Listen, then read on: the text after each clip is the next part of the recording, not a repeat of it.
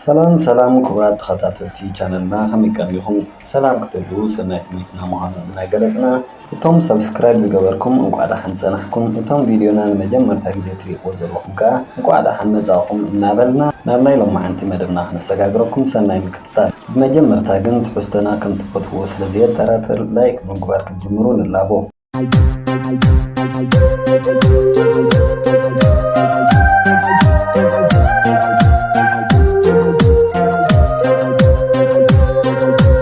እንቋዕ ብሰላም መጻኹም ኣፍቀርቲ ፊልም እምበኣር ሎማ ኣንቲ ሒዘልኩም መፅእ ዘለኹ ትራንስፖርተር ተሰመየት ፊልም እያ ምስኹም ዘለኹ ኣዳለዎ መደብ ዓብይ ሚካኤል ሰናይ ምክትታል ክኾነልኩም እናተመነኹ ናብቲ መደብ ከብለኩም እታ ፊልም ክጅምር እንከላ ሓደ ፍራንክ ዝተባህለ ወተሃደር ናይ ስፔሻል ፎርስ ሰብ ኢና ንላለን ኣብዚ ሕጂ እዋን ግን ከም ሓደ ፍሉይ ንብረት ዘበፃፅሕ ኣውቲስታ ወይ እውን ዴሊቨሪ ኮይኑ ከገልግል ንሪኦ ፍራንክ ቆራጽነትን ልክዕነትን ዝውንን ኮይኑ ኣብ ስርሑ ሰለስተ ሕግታት ኣለዎ ቀዳማይ ሕጊ ዝኾነ ይኹን ውዕል ዝኣተወ ኣይቅይርን ከም ካልኣይ ሕጊ ዝጥቀመሉ ዝኾነ ይኹን ሰብ ስሙ ክፈልጦ ኣይደልን እዩ ንሱ እውን ናይ ዝኾነ ይኹን ሰብ ስም ክፈልጥ ኣይደልን እዩ ከም ሳልሳይ ሕጊ ዝጥቀመሉ ከዓ ዝኾነ ይኹን ዘብፅሖ ንብረት ዝተፈጠረ ይፈጠር ኣይከፍቶን እዩ ካብዚ ብምቕፃል ፍራንክ ናብ ሓደ ዓሚል ንብረት ከብፅሕ ከሎ ንዕዘቦ ፍራንክ መኪንኡ መሪሑ ኣብ ፊት ሓደ ሰረቕቲ ዝሰርቅዎ ዝነበሩ ባንክ ደው ብምባል ክፅበ ከሎ ንዕዘቦ ኣብቲ ባንክ እውን 4 ሰረቕቲ ብጉያ ናብ ፍራንክ ክመፁ ከለዉ የርእየና ፍራንክ ስርሑ ንዖም ምብፃሕ ጥራይ ስለ ዝነበረ በቲ ሒዞሞ ዝነበሩ ይተሓጎሰን እቶም ሰረቕቲ ምስ ኣተዉ ፍራንክ ናይታ መኪና ታርጋ ዝኾነ ነገር ብምጥዋቕ ክቕይሮ ከሎ የርእየና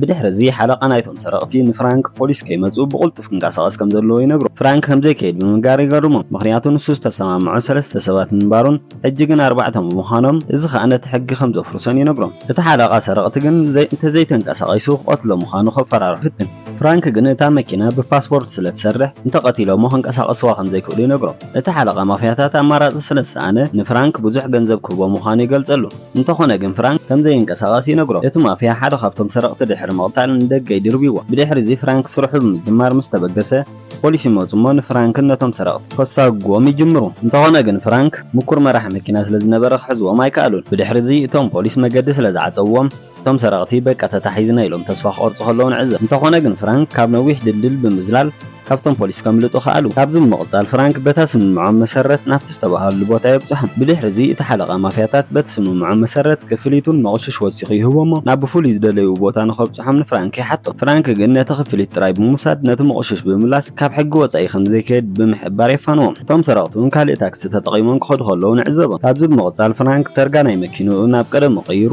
ናብ ገዝኡ ይኸይድ ገዝኡ ኣትዩ መኪንኡ እንዳሓፀበ እንከሎ ኣብ ዜና ሰለስተ ባንኪ ዝሰረቑ ሰባት ከም ተታሕዙ ሰሚዕ ምስ ረኣየ እቶም ምስኡ ዝነበሩ ሰባት ምዃኖም ይርዳእ እቲ ምኽንያት እውን እቲ መራሒ ታክሲ ብዙሕ ምኩር ስለ ዘይነበረ ሓደጋ ምስ ኣጋጠሞ ፖሊስ መፂኦም ከም ዝሓዝዎም እዩ ዝገልጽ ፍራንክ ዜና እናረኣየ እንከሎ ማዕፆ ናይ ገዝኡ ይኳሕኳሕ እሞ ከይዱ ምስ ረኣየ እቲ ኣባል ፖሊስ ኮይኑ ዝሰርሕ ጎረቤቱ ታርኮኒ ኮይኑ ይረኽቦ ድሕሪ ሰላምታ ምልውዋጥ ታርኮኒ ንመኪንኡ ትመስል ሰለስተ ሰረቕቲ ፅዒና ክትሽከርከር ክንከላ ከም ዝተረኣየት ይነግሮ ካብኡ ብምቕፃል ቁፅሪ ታርጎ ንኽርኢ ሓቶ እሞ ፍራንክ ከዓ ብርእሰ ተኣማንነት ንኸርኢ ሒዝዎ ይኣቱ ታርኮኒ ቁፅሪ ታርጎ ምስ ረኣየ እታ መኪና ታዝደልይዋ ዘለዎ ከምዘይ ምዃና ብምንጋር የቕረታ ሓቲትዎ ዳሓር ቡና ንኽጋብዞ ዓዲሞ ኸይድ ከሎ ንዕዘቦ ካብዚ ብምቕፃል ሓደ ሰብ ቴሌፎን ናብ ፍራንክ ይድውል እሞ ንብረት ንኸብፅሓሉ ይቆፅር ፍራንክ ናብቲ ደዋሊ ብምኻድ የዘራርቦ እቲ ዝበፅሕ ዕሹግ ንብረት ኮይኑ ናብ ሓደ ፍሉይ ቦታ ንኸብፅሓሉ ይሓት ፍራንክ ነቲ ስምምዕ ድሕሪ ምቕባሉ ነቲ ሰብ ብዛዕባ ተን ሰለስተ ሕግታት ይነግሮ እሞ ኣብ ስምምዕ ይበፅሑ ንፅባሒቱ ፍራንክ ነቲ ንብረት ንኸቕበሎ ናብቲ ዝተሰማምዕዎ ቦታ ይኸይድ ብድሕሪ እዚ እቲ ሰብ መፅዩ እቲ ንብረት ኣብ ኮፎን ናይ ድሕሪት ይፅዕነሉ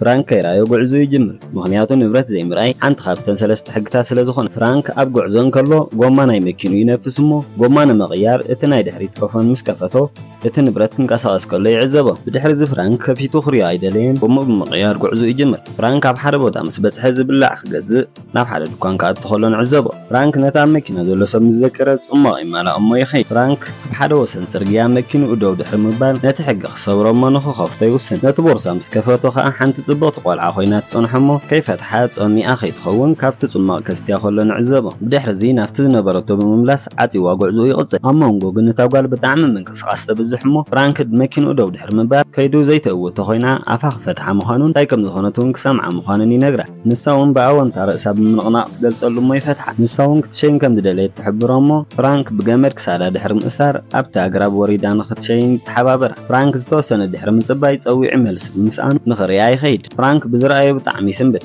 ምክንያቱ ኣጓልነት ገመድ ኣብ ገረብ ብምእሳር ተሰዊራት ጸን ፍራንክ ነዊሕ ግዜ ድሕሪ ምድላይ ይረኽባ እሞ ተሰኪምዋ ናብቲ መኪና ክወስዳ ከሎ የርእየና። እንተኾነ ግን ኣብቲ መኪና ዝነበረቶም ምስ በጽሑ ዘይተጸበይዎ ክልተ ፖሊስ ደው ኢሎም ይጸንሕዎ። እቶም ፖሊስ ፍራንክ እስርቲ ጓል ተሰኪሙ ምስ ረኣዩ ከም ዝጨወያ ይጥርጥሩ እሞ ከጥቅዕዎ ይጅምሩ። ፍራንክ ብጣዕሚ ምኩር ተቓላሳይ ስለ ዝነበረ ኣብ ሓፂር ግዜ ክዝዝርሮም ከሎ ንዕዘብ። ካብዚ ብምቕጻል ፍራንክ ናብቲ ቦታ በፂሑ ምስቲ ተቐባሊ ይራኸብ። እቲ ተቐባሊ ንፍራንክ እቲ ንብረት እንታይ ምዃኑ ርእይዎ እንተኾይኑ ይሓቶ እሞ ፍራንክ እውን ከምዘይረኣዮን ወላ ሓንቲ ከምዘየገድሶን ይገልጸሉ።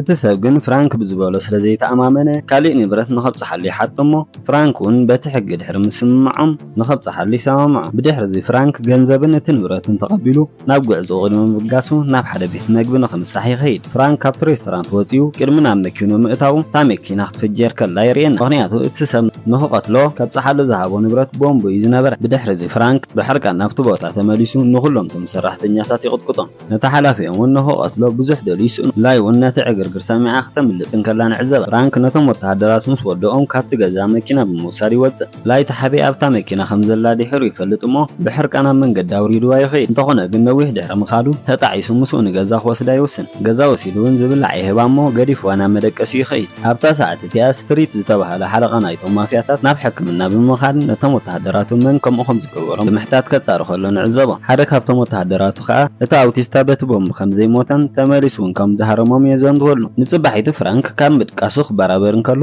ናይ ቁርሲ ሰሪሓ ብምርኣዩ ክግረም ከሎ ንዕዘቦ። ቁርሲ ንኽበልዑ ምስ ተቐመጡ ፍራንክ ብጠባይ ናይ ላይ ክግረም ከሎ ንርኢ። እቲ ቀንድን ዝዓበየ ዘሰንበዶም ነገር ግን እቲ ኣባል ፖሊስ ዝኾነ ታርኮኒ ኣብቲ ገዛ ምርካቡ እዩ። ታርኮኒ ንላይ ኣብቲ ገዛ ምስ ረኣያ መን ምዃና ንፍራንክ ይሓቶ እሞ ፍራንክ እውን ናይ መግቢ ሰራሕተኛ ምዃና ይነግሮ። ኣብቲ ገዛ በይኑ ስለ ዝኾነ መግቢ ምስራሕ ስለ ዘሰልችዎ ንኽትሰርሓሉ ከም ዘምፃውን ኣስዒቡ ይነግሮ። ካብዚ ብምቕጻል ታርኮኒ ናይ ፍራንክ መኪና ስለምንታይ ከም ዘየላ ይሓቶ እሞ ፍራንክ እውን ከም ተሰርቀትን ናብ ፖሊስ ንኸመልክት ክኸይድ ሓሲቦም እምባርን ክነግሮ ከሎ ንዕዘብ። ታርኮኒ ማኪኑ ኣብ ጥቓ ቤት ምግቢ ማሊ ክትፍንጀርን ከላ ክልተ ፖሊስ ከም ዝረኣይዋ ይሕብሮ። ፍራንክ ግን ከም ዘይፈለጠ ይነግሮ እሞ ታርኮኒ ከም ዘይጥርጥሮ ድሕሪ ምንጋር ምስላይ ተተሓሒዞም ናብ መደበር ፖሊስ ንኽመፁ ይነግሮ። ምክንያቱ ታርኮኒ ናይ ፍራንክ መኪና ምስራቐ ፋይል ክኸፍት ምዃኑ ድሕሪ ምንጋር ሓደ ሕቶታት ክሓቶም እውን ከም ዝደሊ ይነግሮ እሞ ፍራንክ እውን ተሰማሚዑ የፋንዎ። ታርኮኒ ድሕሪ ምኻዱ ፍራንክን ላይ ክዘራረቡ ከለዉ ኢና ንዕዘብ። እንተኾነ ግን ዝኾነ ቦምብ ናብ እንዳ ፍራንክ ገዛ ክትኮስ ከሎ ንርኢ። ካብቲ ፊት ንፊት ናይቲ ገዛ ከዓ ናይ ስትሪት ወተሃደራት ክትኮሱ ከለዉ ንዕዘብ። ፍራንክ ንላይ ሒዝዋ ናብቲ ኣንደር ድሕሪ ምእታው በቲ ቱቦ ሓንቢሶም ከምልጡ ከኣሉ። ድሕሪ እቲ ጉዳይ ፍራንክን ላይን ተተሓሒዞም ናብ ፖሊስ ከመልክቱ ይኸዱ። ብድሕሪ እዚ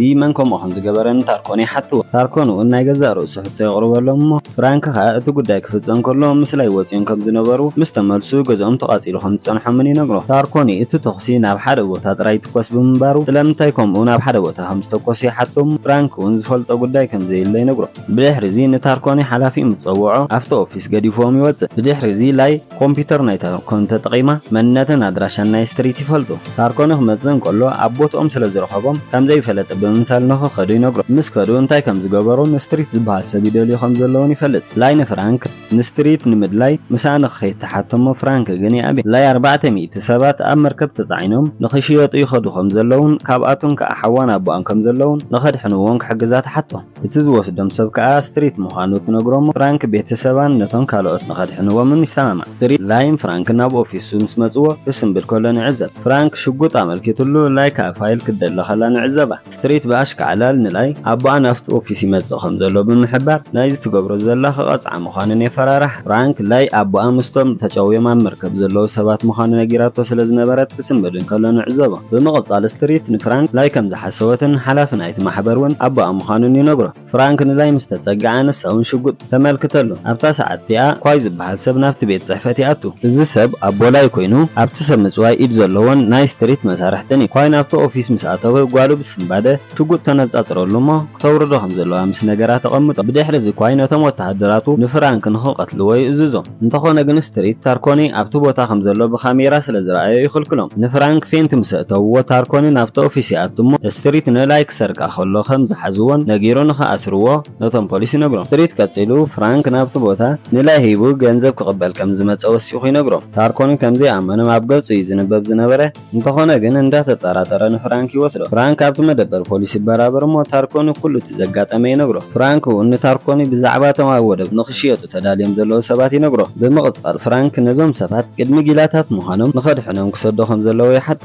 እንተሰዲድዎ ቅድሚቶም ፖሊስ ከይዱ كيدو خدحنا مخانو قالي أتولمو تاركوني بحسب ناي فرانكي سماما بدحرز فرانك بفقاد ناي تاركوني كتحزن مستفتنو إنه تاركوني قتلي بمبار كابت مدبر بوليس قوات خلو نعزبو فرانك مسواتساني اشتجالبات تقيمنا بتمركب يخيد عبت تمركب زلات مسبتحي نوتم ناي كوين ستريتن وتهدرات ببحده قتلو مجمر كوين ستريتن فرانك عبت وتا خمزلو مسفلتو بلانم نقيرو يقددو نتم استجوي سباتون اب كونتينر بمصعن بخلت عبيت بتحت كغزوون كلهم نعزب فرانك نوتم عبت بوتا زنبرو وتهدرات بمولهم دحر مقتل ماكينات تقيمو كختلو مجمر انتخنا جن كيركبون كله ماكينة تبالاشو خلا نعزب بدحر زي فرانك كبابي مستعزبه ناي حدا حرستا اير يرقمو كيدو شغود بمعمار نخب صحو يقبر فرانك كابتن بتحت زنبرو مس بصحه جانطلا تقيمو بموراد قبل لحنت كابتن بتاحي علب اتا جانطلا مسفنوها اب حنت كابتن مكاين بمعلابه تጋጨን ከጻላ خلوان عزب فرانك نبتا بتح بمتاو نتا اوتيستا بمزراف بعلي ቆጻጸረ እንደሆነ ግን ሓደ ዘየስተዋዓለሉ ነገር ስትሪት ኣብታ መኪና መስኡ መንባር እዩ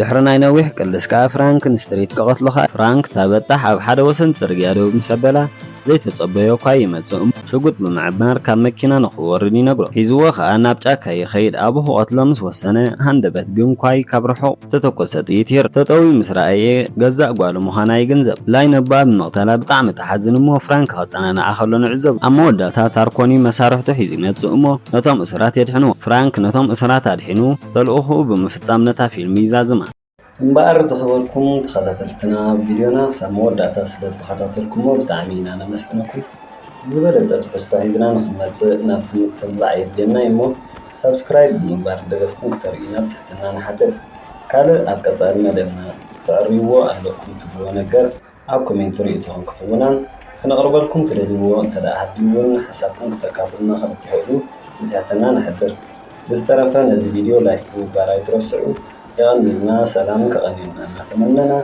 سابقة مدنا نحن